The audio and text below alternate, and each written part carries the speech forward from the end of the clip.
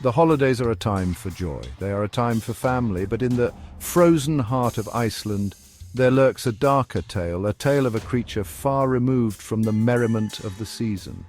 This is the story of the Yule Cat, a beast as much a part of the Icelandic Christmas as carols and candlelight. But beware, for this is no cuddly companion. This feline phantom is a creature of fear, a shadow in the snow that haunts the darkest nights of the year. Imagine, if you will, the biting winds howling across the desolate Icelandic landscape. The sun, a mere whisper in the sky, offers little warmth, and through this frozen wasteland stalks the 𝘗𝘗 𝘗𝘗𝘗𝘗, the Yule Cat, a beast of immense size and terrifying power. This is no friendly fireside pet, but a monster from the darkest corners of the imagination. This creature is more than just a figment of a storyteller's imagination. It is deeply woven into the fabric of Icelandic culture. It is a cautionary tale whispered from generation to generation. The Yule Cat is a reminder of the harsh realities of life in a land where winter's grip is unrelenting. The origins of the Yule Cat are shrouded in the mists of time, much like the creature itself in the Icelandic blizzards. It emerges from the rich tapestry of Icelandic folklore, a tradition where tales of trolls, giants, and magical beings are as much a part of the landscape as the glaciers and volcanoes. The earliest written record of the Yule Cat appears in the mid-19th century. It was captured in John Arneson's collection of Icelandic folktales, preserving the creature in ink just as surely as winter preserves the land in ice. But the roots of the legend likely reach back far further. They whisper on the wind, carried down through generations of oral tradition. Some scholars believe the Yule Cat is a distorted echo of ancient Norse mythology, a distant relative of the fearsome wolves that stalk the gods. Others see in its tale a reflection of the importance of wool production in Icelandic society. Connection? We'll explore that soon enough. Let's delve into the physicality of this mythical beast. This is no house cat lapping milk by the fire. This is a monster. It's depicted as a colossal feline, dwarfing even the largest of its real-world counterparts. Its fur is the color of a moonless night, blending seamlessly with the shadows. Its eyes burn with an unnatural light, piercing the darkness with an intensity that chills the bone marrow.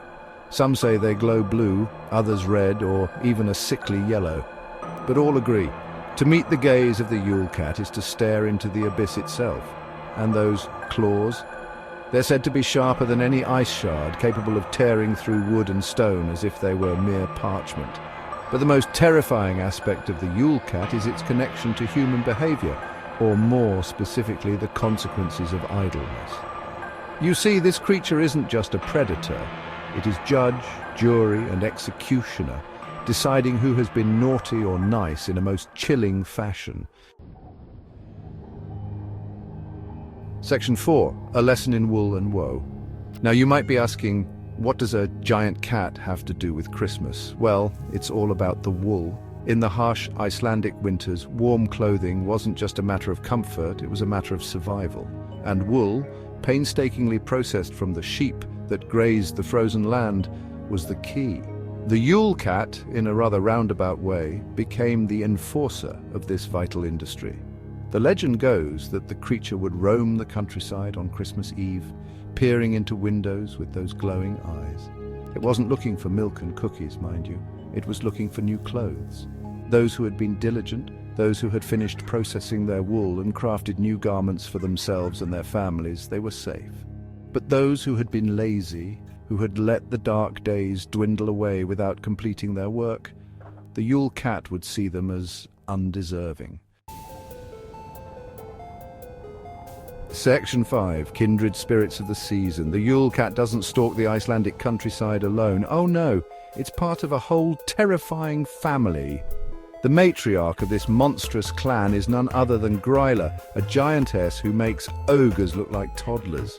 She's known for her insatiable appetite for naughty children whom she boils into a stew. And, if that weren't enough, there are the Yule lads, Gryla's 13 sons.